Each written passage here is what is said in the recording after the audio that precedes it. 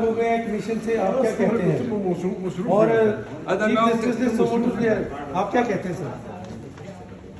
इनकी मौजूदगी में कुछ नहीं कहूँगा। तसद्दुक़ हुसैन जिलानी साहब जो हैं वो तो जब 7 रुकनी लार्जर बेंच बन गया तो वो तो फिर आउट ऑफ क्वेश्चन हो गए। उनको एहसास था कंकरेंटली 2 तफ्तीशें तो नहीं हो सकती है, तो लिहाजा वो कमीशन जो था वो इप्सो फैक्टो ख़त्म हो गया था। Thank you. जोड़िए शेर ज़्यादा क्या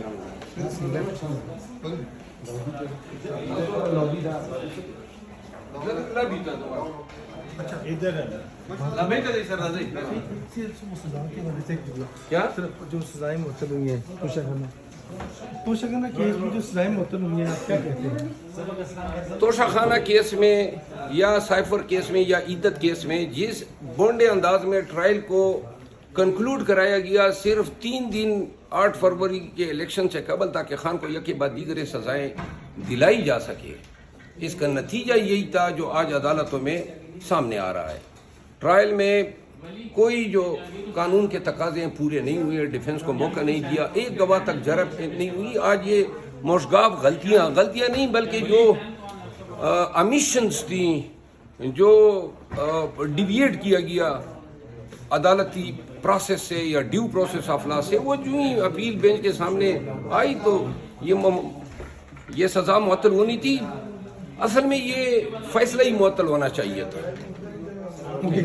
बेंच का बनना नहीं हो तो जब सुप्रीम कोर्ट ने सू मोटो जुरिस्डिक्शन में लार्जर 7 रुकनी बेंच बना दिया तो लिहाजा कमीशन अपनी अफादियत अहमियत खुद ही को बैठा, यानी वो पैरेलल अपने तय मजीद कार्रवाई तो नहीं कर सकता था। ये जो कमीशन गवर्नमेंट ने बनाया था ये भी ख़त्म हो गया, खुद ही जिलानी साहब ने माजरत कर दी और आइंदा कोई बनेगा भी नहीं, क्योंकि अब ये हतमी तौर पे इसका फैसला जो है सुप्रीम कोर्ट ऑफ पाकिस्तान अपनी ओरिजिनल जुरिस्डिक्शन में करेगी।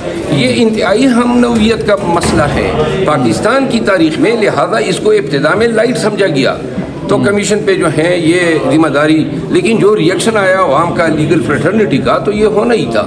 ठीक है। अच्छा, मुझे तोशाखाना केस के हवाले से भी बता दें, जो सज़ा मुअत्तली हुई है उस हवाले से क्या कहना? सज़ा ये केस इतने बूंदे अंदाज में इसके ट्रायल किए गए थे कि बुशरा बीबी साहिबा अभी अदालत पहुंची नहीं थी कि और 342 का बयान हुआ ही नहीं था कि सज़ा सुना दी गई। ये जो जज साहब थे, ट्रायल जज साहब बशीर साहब, बार बार उसका ब्लड प्रेशर हाई होता था, अस्पताल भागते थे। ये ट्रायल इस अंदाज में हुआ है।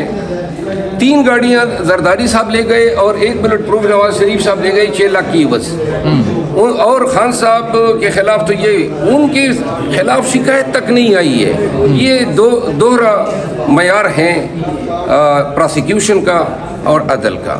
ठीक है। आप क्या देख रहे हैं, हालात किस डायरेक्शन में जा रहे हैं आप जब 2 अहम फैसले सामने? नहीं, ये जो फैसले हुए हैं लाज़िमन सुप्रीम कोर्ट के इस फैसले को हम खुशाइन करार देते हैं ओरिजिनल जुरी, और फिर इसकी कंपोजिशन को भी हम बैलेंस करार देते हैं। सीनियर जज साहिबान इसमें शामिल हैं और ये अदलिये की अपनी वक़ार, इसकी अपनी आज़ादी, खुद मुख्तारी और सालिमियत का सवाल है।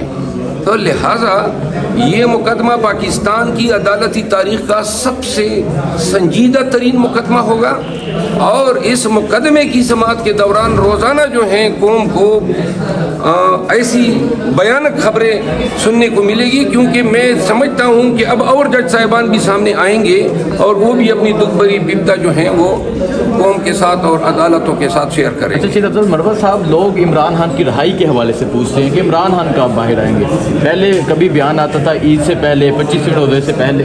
इमरान खान की रिहाई के हवाले से क्या खबर है? इमरान खान की जो आज ये सज़ा मुअत्तल हुई है, अब एक केस रह गया है इद्दत केस, जिसमें सज़ा मुअत्तली के बाद खान साहब की रिहाई इमिनेंट है। ठीक है। 6 का जलसा 6 अप्रैल को, उस हवाले से क्या कहना चाहेंगे, क्या पैगाम देंगे आप? इंशाल्लाह जलसा हम करने जा रहे हैं। कुछ पार्टी के दोस्तों ने 27वीं रमज़ान के हवाले से कुछ तहफ़्फ़ुज़ात जो हैं वो मुझे पहुँचाई हैं। खान साहब के साथ कल शेयर करूँगा। खान साहब जो फैसला करेगा उसी के मुताबिक हम आपको आगाह करेंगे। अच्छा, अभी फाइनल नहीं है जलसा? नहीं, ये जो 27वीं रमज़ान का आइडिया में नहीं था। ठीक है। कि ये 6 को इंसाइड होता है 27वीं रमज़ान के साथ। ठीक है।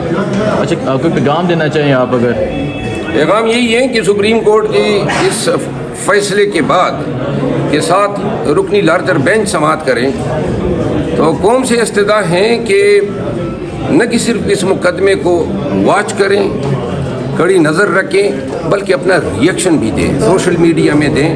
یہ آپ کی ہماری آنے والی نسلوں کی تقدیر کی تحریر ہو رہی ہے. ایک دفعہ یہ دخیل کاروں کا خاتمہ ہو جائے اور یہ عدالتی نظام سے نکل جائے. ہمیشہ یہ ہوتا ہے جو اپوزیشن میں چلی جاتی ہے پارٹی اس کے پیچھے عدالتیں بھی لگ جاتی ہیں، دڑا دڑ سزائیں. اب ہم اپوزیشن میں تھے اور نون والے پی ڈی ایم بنا کے حکومت میں تھے تو ان کو جو ہیں تو کے حساب سے بریت یہ دی گئی.